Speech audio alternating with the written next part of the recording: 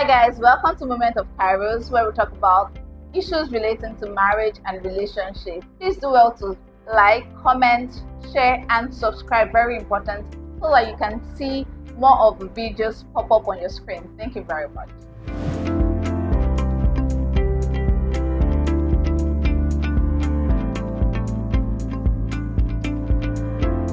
Wow.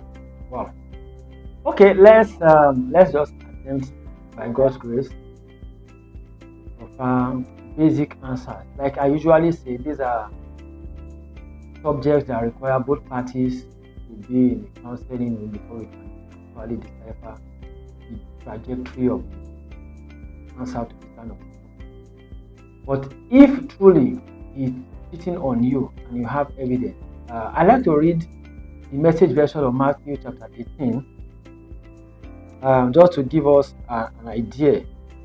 Now, remember that your husband or your wife, you are first brethren, you are first Christians before we got into marriage. So your husband is actually a brother as well, just as the wife is also a sister. So let's look at it from that viewpoint and see the prescription as given in Matthew chapter 18 by our Lord. Message version from verse 15 says, if a fellow believer, in this case your husband, if your husband hurts you, go and tell him. Work it out between the two of you. If he listens, you have made a friend. In other words, you have won him back. If he won't listen, take one or two others along. These one or two others talk about believers. So that the presence of witnesses will keep things honest and try again. If he still won't listen, tell the church. If he won't listen to the church, you will have to start over from scratch. Confront him with the need for repentance and offer again God's forgiving love. There's a particular version that says you treat him like an unbeliever in need of salvation. Okay? So if this is the case and you have evidence, call him as your husband. He's also a brother. Discuss it with him. If you haven't done that, it doesn't work. Call 2 or 3 other believers of like mind. Let them talk to him. If that doesn't work, these are the precepts in the scriptures. Call the attention of the church. Don't just, because when you say you have evidence, I hope that the evidence are valid evidence. They are not hearsays. They are not gossip from friends. They are not gossip from backbiters or those who don't have the interest of your family. If you have evidence and you are married to your husband, both of you as one, according to the covenant of marriage, share it with him. Don't keep it to yourself. And you know we are in a world where AI can do a whole lot of things now. What if that evidence you have is not real? And what if the evidence is not actually the interpretation of the evidence you have is not exactly the way it seems? For instance, I've seen movies where a lady kisses a man and then the picture was taken because they were trying to set the man up. And then they present the evidence to the wife. Is that not an evidence? It's an evidence. But what about the intention? Was that what was intended to be done at that time? It may not necessarily be. So discuss it with your husband. These are the issues I found. And if found to be true, of course, like I keep saying, you need to be alive to be in marriage. Abstaining from sex to be with his consent. Because of what you have done, I'm not sure of your state of health. For now, I'm not going to have sex with you. Go for a medical checkup to be sure that he has clean bill of health.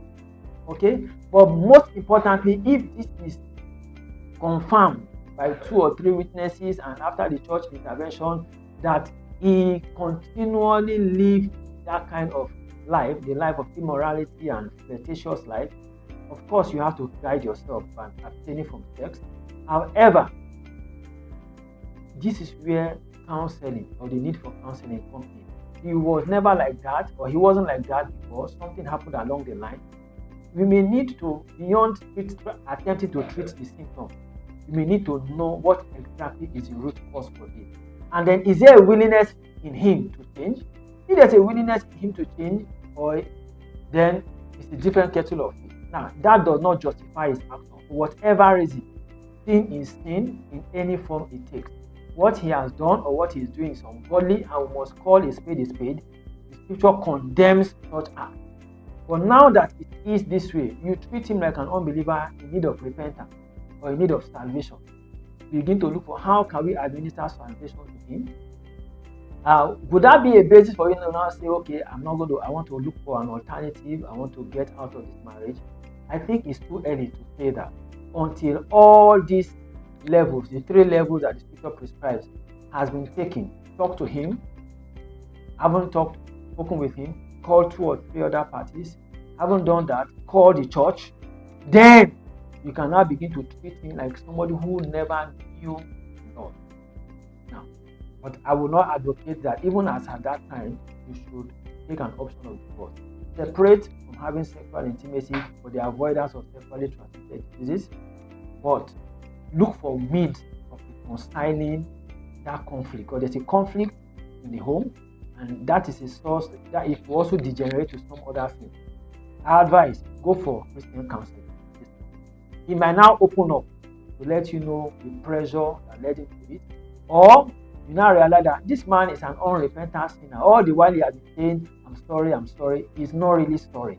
But until you go for counseling, you can't just from your own end determine what is informing his decision. And also, yes, usually it takes 2 to tango. If your husband, who has always been faithful, suddenly starts behaving this way, it could be from you, it could be from other parties, but you can't conclude your go. So for this kind of question, our advice is good you abstain from sexual intimacy with your husband, but that should only be after it has been confirmed that you are not believing a rumor, that the evidences you have are valid evidence, and you have confronted him with that evidence, and he's not denied it. Of course, at that point, you should stay safe to remain in marriage. But don't take that decision of abstinence until you meet with him and discuss that subject. Otherwise, it's possible that you are believing false. And I said earlier, AI too has made things more complex. Your husband you can see the picture of your husband having sex with somebody else and it's not him. You can see an image of him having a romance with somebody else and it's not him in reality. So please prove that this evidence you have are valid before you now go for counseling. How or which way or what step next.